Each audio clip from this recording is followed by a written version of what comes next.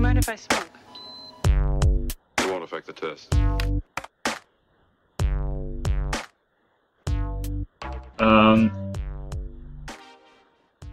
Hey guys. Howdy. That was it? Yeah, that's my intro. What's up? I think you need some radio training. First Yeah, off, your voice was just way too light. You need to just come in all dirty like this. Welcome to the radio. Yeah. Rocky introduction aside, welcome to Pause and Select, episode 6. Was it 6? So is it called Pause and Select, or are we I calling have it no Pause and idea. Time? I thought it was like P&S No, I don't know time. if you noticed, but I kind of hijacked the naming convention because fuck Okay. the original one. Here it is. We're giving a simple naming convention. So it can be Pause and Select, it can be Pausing Time, it can be Passing Time, but Yeah. We can leave that up for the suits at Washington to figure it out. the suits in Washington. What? So this is episode 6, right? No, this is like 8. What? 7 wasn't published because of a bad microphone problem, but so this is 8. Oh, yeah. Yeah. Oh, and then So there's this is like the episode Bloodborne- 6, right? No, and then there's the Bloodborne podcast me and Alec did, and then the Tim Train interview that me and Dan just did. Oh, It turned yeah. out surprisingly well. Oh, yeah, I remember that. Yeah. It was published last Friday. You know, last week, before Easter. Oh, yeah. I remember that. Yeah. Did you actually listen to the podcast, to the interview? No. Well, I listened to like the first 2 minutes. It turned out pretty good. Surprisingly good. Okay, that's cool. Cool story. Anyhow, I should probably introduce the general cast here. I am Joe. Brian, it's your turn. Oh, I'm Brian. I thought you were going to introduce the cast. I'm Brian. I'm Chris. I too thought I would get an introduction. I don't make the general cast. I'm just in the corporal cast, though. He's another Canadian. Kind of. Another flopperhead from the far off north. I have dual citizenship. I'm both. Dual citizenship, what? With England and Canada? No, No, United Canada- States. United States. Canada and the United States of America. So when the inevitable war breaks out over border disputes, which side will you choose? I will conscientiously object and use my grandparents' Scottish citizenship to escape across the ocean. Oh, because Scotland's any better. There's going to be a border dispute in Scotland between the United States and Canada there, too. They're heavy resources, man. We need them. This is an incredibly convoluted war. I don't think there's any oil in the Highlands, so I think I'll be okay over there. I don't know, isn't that what the whole Scotland seceding from England was about? Was resources, and Scotland wanted to control the money and usage of said resources, and England did not want to lose that economy boost? I don't think England would lose that much. It was more cultural, just Scottish feeling particularly patriotic, and young people feeling no connection to England and wanting to split from the Great British Union, whatever. Awesome, so it sounds just like Texas does. With arguably funnier accents. Perhaps. So, Joe, you played any video games this week? You know goddamn well what games I've been playing, Brian. So that's my answer. Conception, got it. You guy, Chris, have you been playing any video games this week? Yeah, and I'm really nervous about talking about one because the pop screen is facing Joe's direction. So hopefully I don't break anything by saying I'm Dark Souls Prepare to Die edition for the PC. At least it wasn't pop mail. Yeah. So you've been playing Dark Souls Prepare to Die. Is this your first experience with Dark Souls? It's my first attempt to sit down and really play it. I played the opening part in the Undead Asylum a while back when I first bought it and said, I'm going to come back to this later because this is intimidating. That's exactly what I did when I first bought the game, and then 2 years ago I sat down and said, I need to see what everyone's talking about. So how far are you? Do you know how far you are? I think I've played it for about a total of 5 hours, but I feel like once I made it into, I don't know what the area is called. It's like the first major area after the eagle drops you off. Oh, I don't know the names of anything in that game. Yeah, I forgot a lot of them. So you leave the Undead Asylum. You go to the in, like- ruins of Lolando or something like that? Yeah, I'm in like Undeadburg or something like that. Okay, and yeah. I'm just kind of Yeah. throwing myself at this game, trying not to use a guide or look anything up. Good for you. It's I understand the appeal. I don't know how much I want to put into it. In every one of my reviews for a Souls game, which includes Bloodborne, I always say that if the game's not for you, you should know that going in. But they're never as difficult as you've been told. And I commend you for not using a guide, especially for someone who's just vented the frustration of, I might quit this game. Because not using a guide has further compounded the difficulty of that game. The thing that's really getting me about it is that I have a pretty good idea where I'm supposed to go. It's the dying and then fighting through the same waves of enemies over and over again, and sort of trying not to get angry that, oh, I have to kill all these dudes again, and then it's almost like I make it back to a checkpoint. It's like my corpse becomes what would be a checkpoint in a normal type of game, and it's just sort of getting used to the idea of, okay, I'm going to fight these zombies again. I'm going to throw this fireball at these 3 dudes that I've killed 7 times in a row now, because I just keep dying over and over again. And it's kind of like, do I want to go through this grind? Is it going to be worth it when I figure it out, or am I just going to feel like I endured something? Well, no, it shouldn't, because each death should be a learning experience. Deaths in these games should be your fault, and then you should go, why did I die? How do I not die? Have you gotten to the first boss? Demon on the bridge or thing? No, that's where I'm going. I know that's where I'm going because I've seen the first part of this game played, so I have an idea of where I need to go. It's a learning experience, but it's not. Sometimes it's just the learning experience is I shouldn't have tried to take on all those 3 guys directly.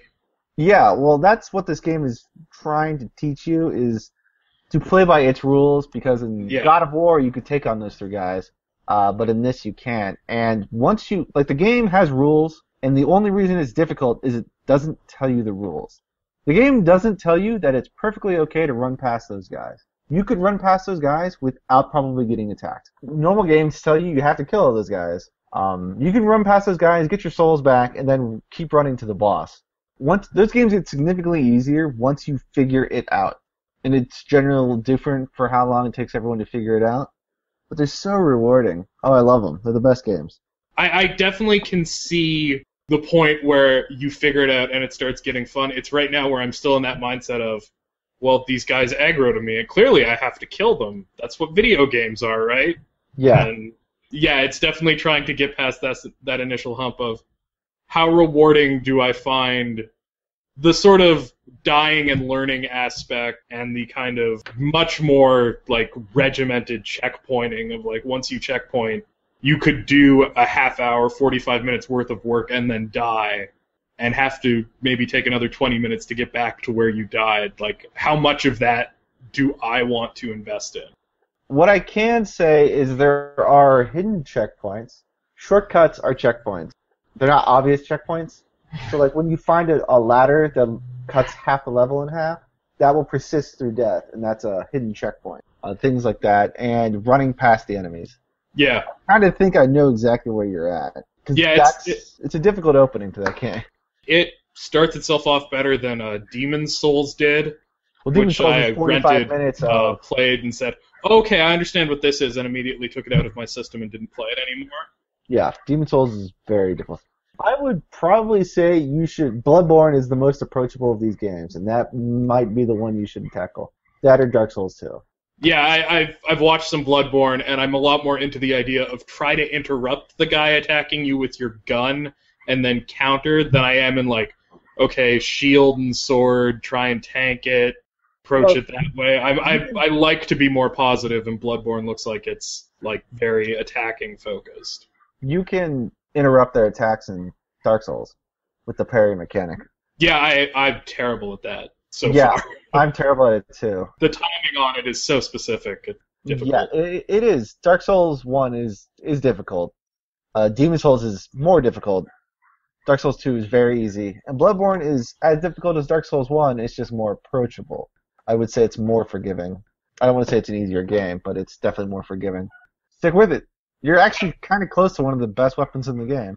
Yeah, I haven't been completely put off, and I'm definitely interested in like just trying to figure out why these games are so popular, because they seem like I don't know. I played some old From Software games. I never played Kingsfield or anything, but their games just always seemed impenetrable and the controls highly I used to play- questionable.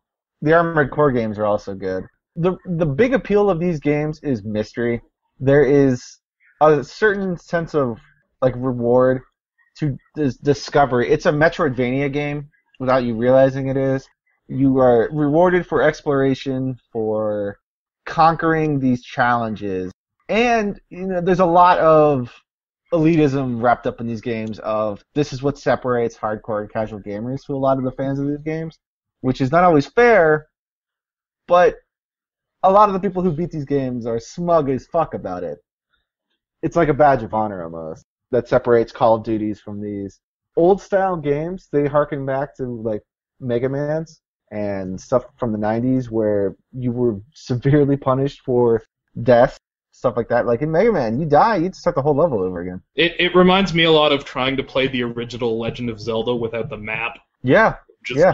like loading it up and trying to figure it all out. Like that's actually a good description. Like you load up the original Legend of Zelda, good fucking luck. You walk in that cave, maybe you don't. All you're given is a sword and says go find the princess or something like that. And then go get the Triforce from Ganon. Good luck.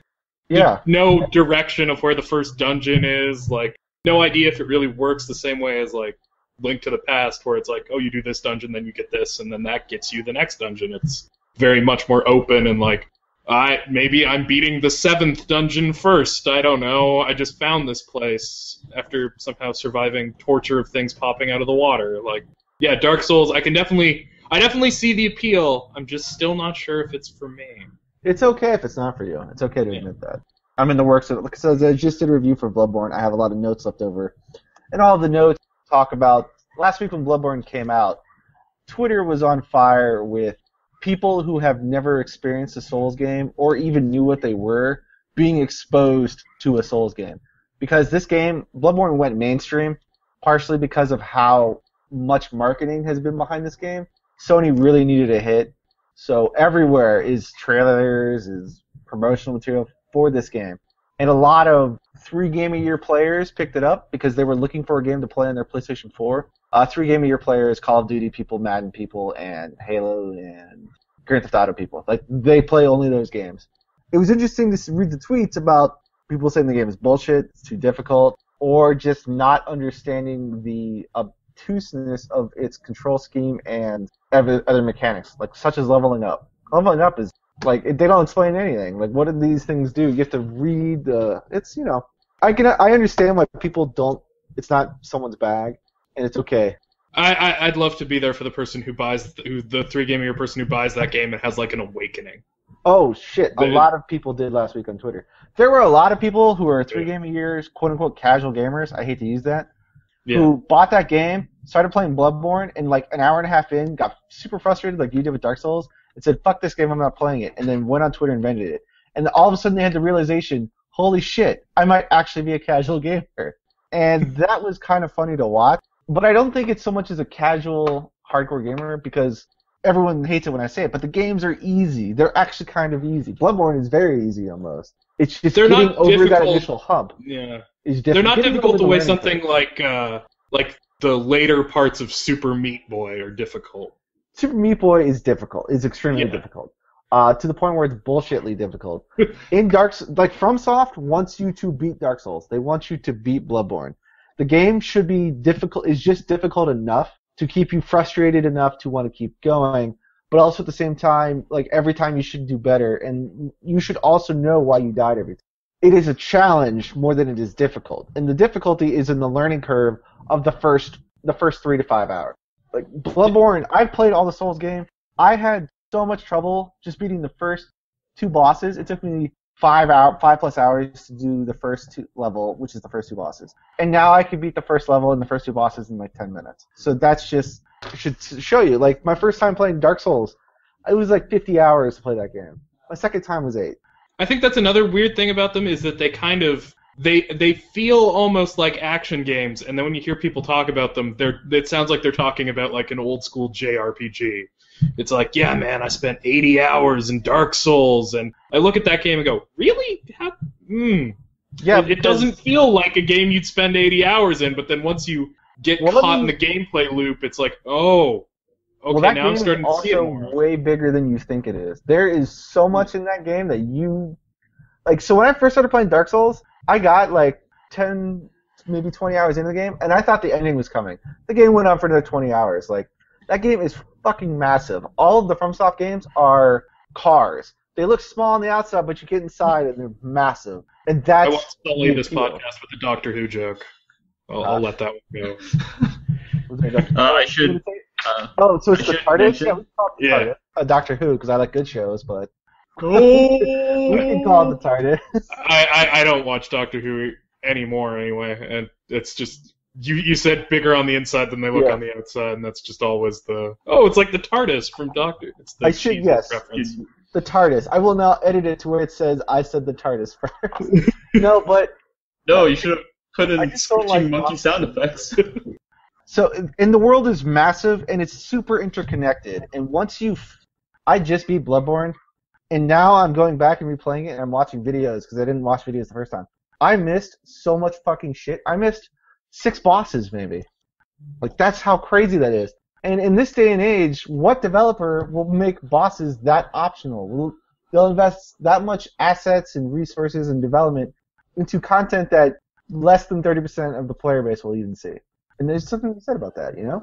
Yeah, it's really commendable, and I'm really glad that there is a series of large budget games that is like that still, because so many big budget games these days are just so safe and boring. Exactly. So I'm Well, definitely they glad placate- they're out they- there. They also placate the gamer, the player. They dumb the game down so much to where almost anyone can beat it. Like Call of Duty, you can blindly just that game will beat itself. It's a rail shooter for a reason. FromSoft does not compromise the game, their philosophy. I'm just glad the game has bosses. Like, Yeah, look at that's another Assassin's thing. Creed or Call of Duty. They don't have bosses. Like, how fun would it be in Call of Duty if Well- just like Kevin Spacey made a giant metal dragon you had to fight or Do something? you know why they don't have bosses? It's actually kind of nefarious.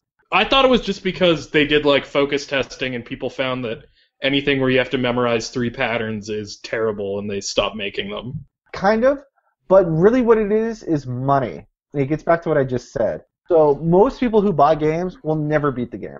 But bosses, you have to build a custom room, custom creature, in the game, a custom character, and then build custom assets and sound and all this bullshit for something that will be in the game once. And some people might not even see it, or it'll be at the very end of the game.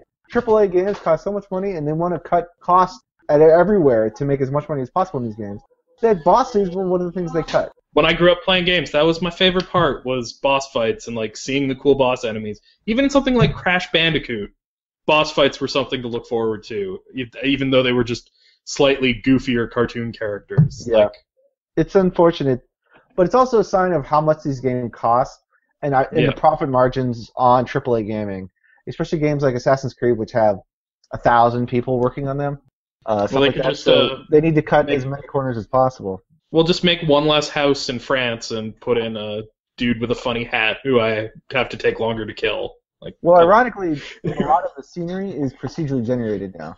Yeah. So Some dude with a hopefully funny that'll cut hat. enough cost, but I will find you. You are le mort. do you have a lot of French Canadians where you guys live? No. No? You're in No. the whitest part of Canada? I don't know if Canada can get any whiter than it already is, but that's where you guys are at. We're in a very English part of Canada, let's put it that way. Yeah. And then, as soon as you leave our sort of Great Lakes Basin area, you start getting more Quebecois people. Unless you start going west in the direction of Alberta, then you start getting a Texas vibe. Really? Yeah. Like the country folk? Yeah, sort of. And once you get past Alberta, when you go further than that, you start getting a sort of Portland vibe. You mean when you're in Portland? Pretty much 90% of Canada's geography is dominated by the cultures of Seattle and Austin. Well, that just shows you right there that the United States won the war. What? We won the war, man, culturally. We won the cultural war. Oh, okay. You won the cultural war in every country on Earth, though. No, we did. You go to foreign cities, they look like American cities. They have American companies and American products. They're watching our movies, watching our TV shows, listening to our shitty music. We did it. Just like Now, how come we can't eat the squid burgers they serve at Burger King in Japan? I don't know. My black ink burger, man. I would love to try that. So I've been playing Bloodborne. Just There's that Bloodborne? interview Dan and me did with Tim Train. Did I already mention that in the podcast, or was that pre-podcast? So you playing Bloodborne? The Tim Train interview. Okay.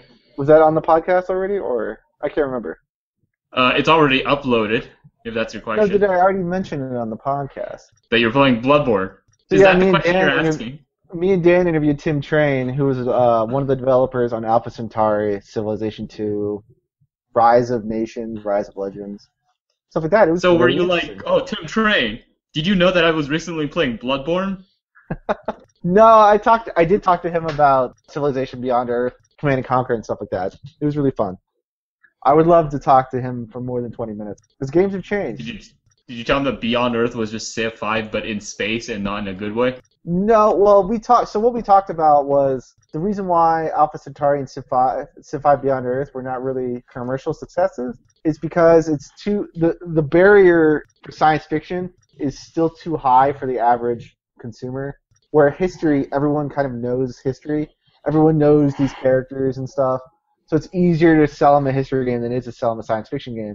And especially in science fiction, when they're actually talking about real predictions of the future, they have to over-explain things to people. So it's like, what is a hyper-acceleration drive? What is a nano machine? What is all this stuff? And that was really interesting to hear him talk about how they did it on Alpha Centauri, and I imagine how they did it on Beyond Earth.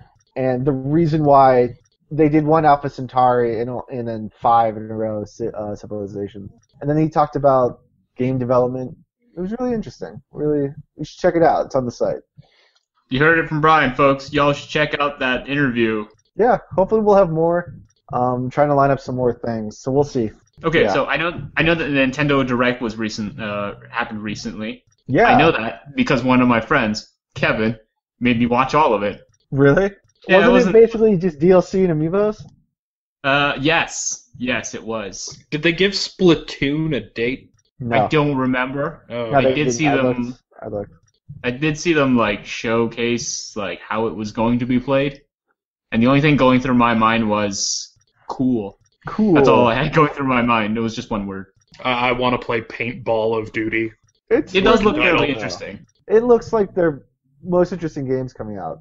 And then they had I'm actually pushbacks excited and delays. for it, despite my slightly sarcastic rendering of its premise. I think it looks really cool, Yeah. I especially think by so, too. Nintendo standards, which they usually don't go outside the box too much. Here it seems like they're trying to do something different. They brought some new characters into the Nintendo-verse. I don't know. Yeah, I thank God they're not Hey, just movies. They're actual real characters. Mario Maker looks really interesting.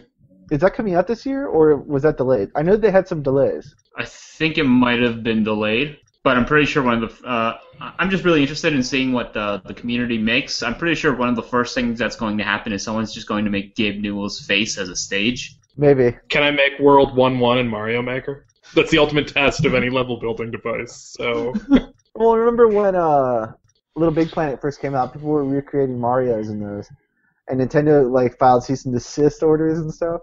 What did you take away from the Nintendo Direct, Joe? Well, I took away that I don't have a Wii U, and that none of this was relevant to me. do you want one? Not really. Did it make Oh. you want to buy? Yeah, did it make you want to buy one? Not really. Yeah. I hear it was a lot of DLC and amiibo talk. There was a release for a Mewtwo. There's Mewtwo, I guess, DLC for Super Smash Brothers. I thought that was out already. I have no idea. But essentially, I saw that, and then I thought, hey, maybe I will consider getting a Wii U so I can get this godforsaken game. And then I tried to look up frame data for the character, and nothing existed. And I said, no. Smash Brothers isn't really a frame data game. Yeah. Sorry if I get you hate mail for saying that. Maybe I'm wrong. I don't want to speak with authority on Smash Brothers. The community behind Smash Brothers is pretty dedicated. Yeah.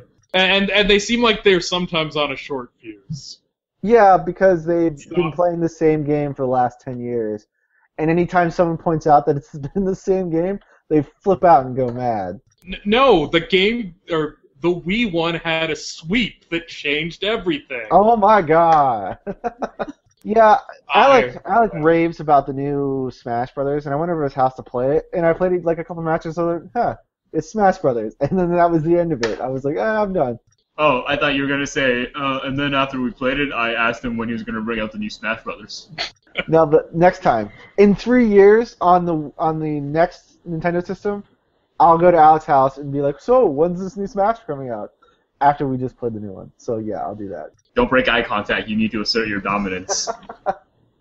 I just want to know when they're going to release the Smash Brothers game where everyone's just Marth. Because that seems like each one, here's more random dudes with swords.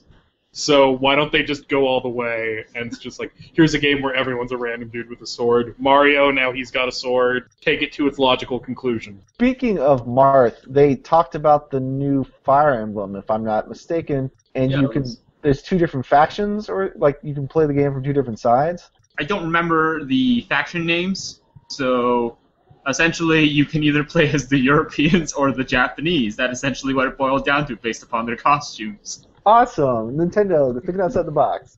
It was funny because I asked one of my friends his thoughts about who he was going to play, and his answer was the white people. Yeah. And it's only for the new 3DS thing, right? I believe so. This kind of gets into what we talked about a couple weeks ago, where the new Nintendo console needs to play these games on it, because some of the best Fire Emblem game was the one on the GameCube. It was great. I know they love their handheld, and it's their best system, and it's one of the best systems out right now. But just put it on the big screen, you know? Speaking of Fire Emblem, Joe, what did you think of Shin Megami Tensei Cross? Is it Cross? Is it X? It's Cross. Is it Slash? Is it 10? Is it 10? Yeah, Shin Megami Tensei 10 Fire Emblem. What did you think of that? I'm very excited for Persona 6. I think it has a lot of potential. It looks like a Persona game? The art style definitely has that Persona vibe to it. It's all bright and gaudy, and it all happens in some sort of ambiguously futuristic Japanese city. So Nintendo said, all right, enough of your weird demon occult first-person dungeon crawlers. We want to sell this game, make it look like Persona.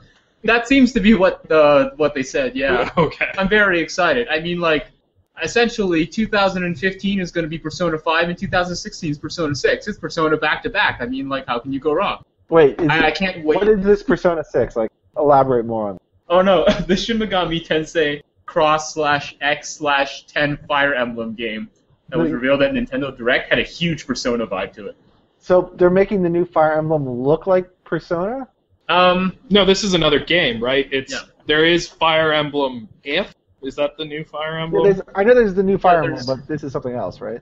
It's a weird, like, artistic crossover or something like that. I don't remember exactly. Yeah, they announced this a while ago that they were doing a Shin Megami Tensei Fire Emblem crossover game, and I guess they finally showed some of it. Yes. Is it made by Atlas? I think it is. Oh my god, so it probably is.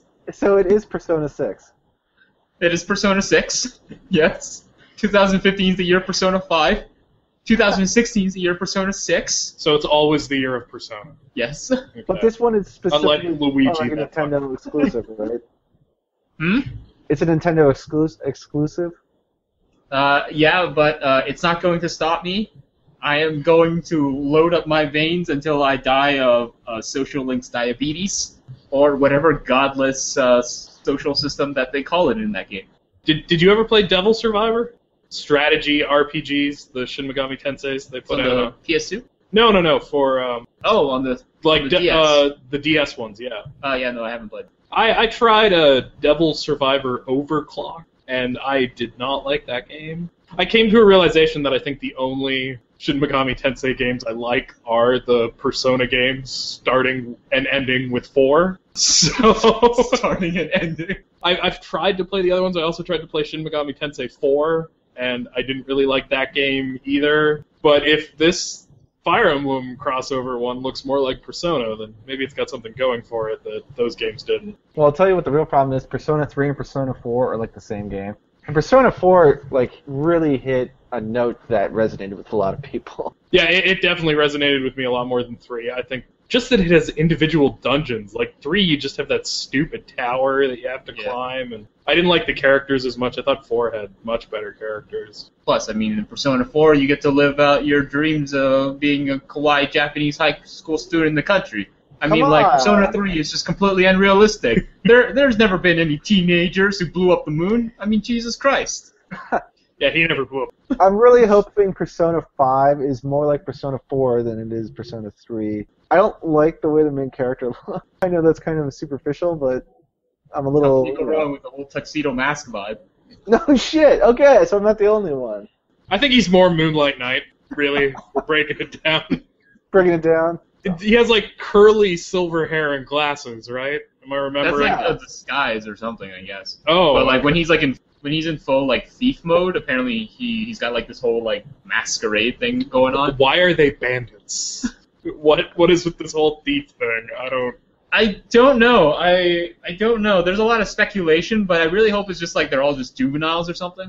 Are they like ex-cons? Because I remember the pre-marketing had prison chain gang. Yeah, I remember that. Locks and stuff. Yeah, there were chairs with leg locks or something like that. Yeah. Are they no longer high school students? High school? No, apparently they're still in high school. Why can't they upgrade to college? Come on. Do you hear this? I'm shaking my head. Shaking my head. To which Listen part? to it. That they're high school? Yeah, that they're still high school students. Yeah, come on. Come on, Japan. Give it the program. I think it may be just so that one, Atlas can just maximize their market share, because that seems to be the kind of people who would probably buy and play it. And the second one is so they can be incredibly ambiguous about any sex that occurs. But we all know. We all know. Japan's actually having kind of a big problem selling mainstream video games over there.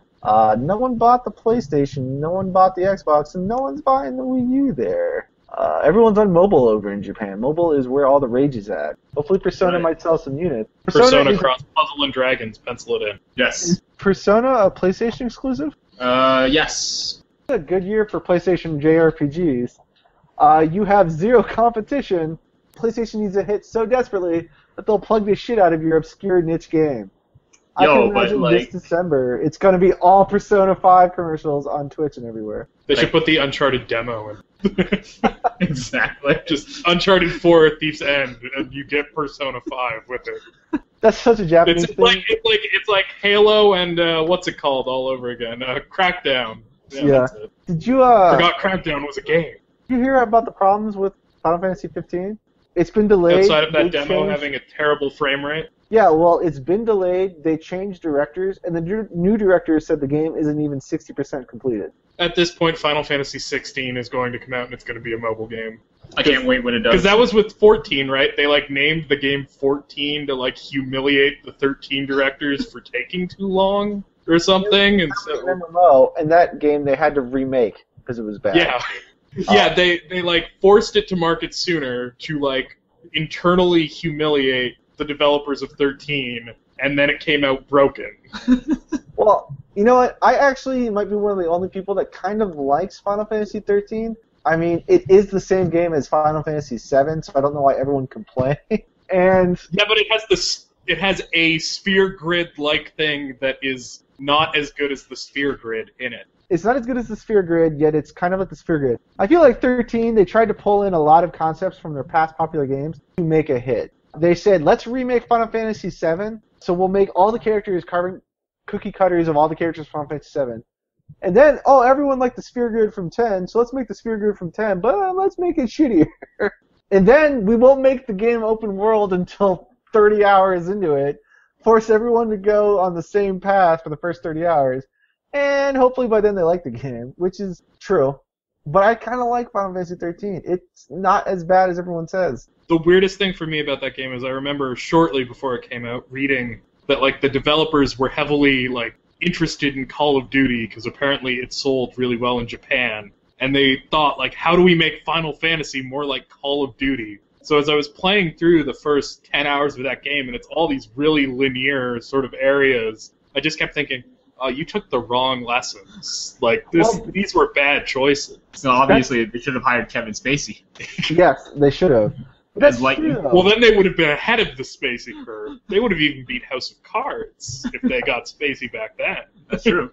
But that is Keep true, it though. lightning. Final Fantasy 13, that was the first time that Squaresoft, or whatever they're called, Square Enix, tried to make a game for the Western audience, and that's why it fell so flat. Is they totally misjudged their market, and their market is people who like to play JRPGs. But they wanted to make a game that resonated with Western mainstream audiences, and they compromised themselves to do that. That's because the people who play Final Fantasy in the West are a bunch of mosquito-faced weebs. Can't trust them. Yeah, and there's not enough of us. But I hear Final Fantasy 14, like the Realm Reborn version, is really good, like better than World of Warcraft good. Is it still an MMO? Because that's going to rule me out. It's still Yeah. an MMO. Yeah, I'm over MMOs too. You know, post-college, I don't MMO anymore. I'm sorry, I'm too busy. Too much of a time commitment. It Yeah. is. I need my time to play Dota. Come on. Is this now where we talk about my crippling FIFA addiction? Well, FIFA's a good game. It's like the highest-selling game in the world. It's what keeps EA afloat every year. Every year. It's what's keeping them afloat now. Like, what EA games are scheduled to come out? Another FIFA. Madden. Yeah, okay, Madden and FIFA. Yeah. Are they doing another NBA this year? They probably shouldn't, right? No, I don't. I think they're skipping this year. They said that, right? Yeah. They don't seem to be hitting with their NBA games, so... With Final Fantasy 15, you know, generally the game's been in development for like 7 years, and they've gone through multiple direction and directorial changes. That usually bodes well for a video game. That usually means that the game sucks and will suck because it's going to feel like multiple games in one. I wouldn't get your hopes up for that game, people. At what point do they give it to Gearbox to finish? But Gearbox doesn't do that. What's a good They did it development? with Duke Nukem. Like, just Finish this for they'll us? finish your broken game. That's what I'm saying about Gearbox. They'll get it to market. Their mission statement. That and more Borderlands. We'll finish your broken game. Yeah. If I recall, that actually happened with Sega. When EA was making Madden, Yes. what was the other football game? Joe Montana? ESPN, NFL. Yeah, well, back in like 1999, Oh, yeah, in like yeah. 2000, Joe Montana football was the Sega football, which was competing with EA's Madden. They were going to miss their deadline, so they contracted their own in-house football game out to EA to finish the game for them. And EA did for a shitload of money. And it is part of the reason why Sega collapsed, because of how much money it cost. I know. Sega made some great financial decisions. And they spent no money on marketing. That's the real tragedy. It's It full is. time. Anything else you want to talk about? No, that's all I got. That's all you got? You don't... Plenty of time? We can talk about whatever. I don't really have much. I mean, like, if Alec was here, then, you know, he could mention his thoughts on The Last of Us. Well, now that he's not here, we could talk about it and how it's kind of a good game. What, despite him? Yeah, totally. I think it's a good game. I think it's an okay movie. Oh, it's a great movie. It's a great interactive movie, and that's the appeal of it, because that's where video games are going to be in 10 years. I think it's an okay movie. I think it's kind of a bad game. I don't like the way the shooting feels, and so I stopped playing it. That's what everyone says about all of the Uncharted games. No, the shooting in those is better. Well, the shooting in Uncharted 2 is better. Uncharted 3 I managed to slog through despite having some problems with it. But Last of Us, I thought as soon as you got a gun, it controlled poorly, and I did not want to play it anymore. Uncharted 3 was very uninspired. 2 was so in-your-face action movie. And 3 just is... I tried to replay 3 here this year, and I couldn't do it. So, I might go so far as to say Uncharted 2 is the best Indiana Jones movie. it is. It totally is, dude. Yeah. Just like Guardians of the Galaxy is the best Star Wars movie ever made, Uncharted 2 is the best Indiana Jones movie. I will back you up on that. I don't know if I can support yours. That original Star Wars release is pretty good. Then, Okay. yeah, too many aliens and special effects ruined it. Since Puppets. Empire, let's say since Empire Strikes Back, Guardians of the Galaxy easily. is the best starter. Easily. I'm not one of those people that thinks Jedi. Jedi is good, but it's also got Ewoks. I think the last version of Jedi I watched, and I watched it with you, Joe, Yes. was the Blu-ray special edition remastered once in a lifetime again version where they managed to insert a bunch of sound effects and additional effects that just make it a much worse movie. Oh, my Yeah. original vision. And you can hear Jar Jar celebrating at the end, which is just... That was weird. That was a weird addition. I'm old enough to have seen the re-releases in theaters, the special edition re-releases. It was mixed reviews then too. But Yo, don't you love that dance scene where they had that CGI alien sing that weird nonsense alien song in its weird nonsense alien language? and totally throws off the whole tone of the entire opening act of that movie. It's just like, what the hell? And it still doesn't look good. They didn't clean it up at all for the Blu-ray. It looks terrible. It looks really bad. It looks like some high schooler made it for his digital arts class. It's so bad. George Lucas is a hack. The shark that eats Samuel L. Jackson in Deep Blue Sea, which is also really bad CGI, looks better than that thing. Yeah, but to be fair, that movie is really good. It is so dumb. It is awesome. We need to do, movie commentaries and just bullshit over the movie, because that's a great movie. I haven't seen a movie in years. Well, obviously, what we should do is we should find a middle ground by taking every cutscene from The Last of Us, splice it together with the movie, play yakety sax over it, and commentate. Let's do it. Start on the editing, and I'll come with the music. Oh, then I'd actually see that winter part that everyone seems to love so much. Yes, That the is part that everyone loves. That is a good part. Nolan North reprises his role as child molester cannibal, and the game goes on. There's a cameo appearance by Laura Bailey. She plays a knife. All right, let's wrap this up. This is going nowhere fast. All right, cool. So if you are one of the people who stumbled upon this podcast and just made a terrible life decision by listening to all of it, I'm sorry. You can check us out at www.pauseandselect.com, though I wouldn't really recommend it. You can also follow us on Twitter. My Twitter is at YAOCHONG. Brian, your Twitter is? We should just put these in the comments at the bottom. Screw you. Brian's Twitter is? Brian.w.kale with a K. Wow. Chris, your Twitter. At YAOC, whatever your Twitter was, because I don't have Twitter. Oh, come on. You need to get on board with the Twitter pain train. Joe, No, I'm getting off the social media train. What did you learn this week, Joe? Excellent. Chris, what did you learn this week? Stick with Excellent. stuff. Good night, everybody. Good night. Good night.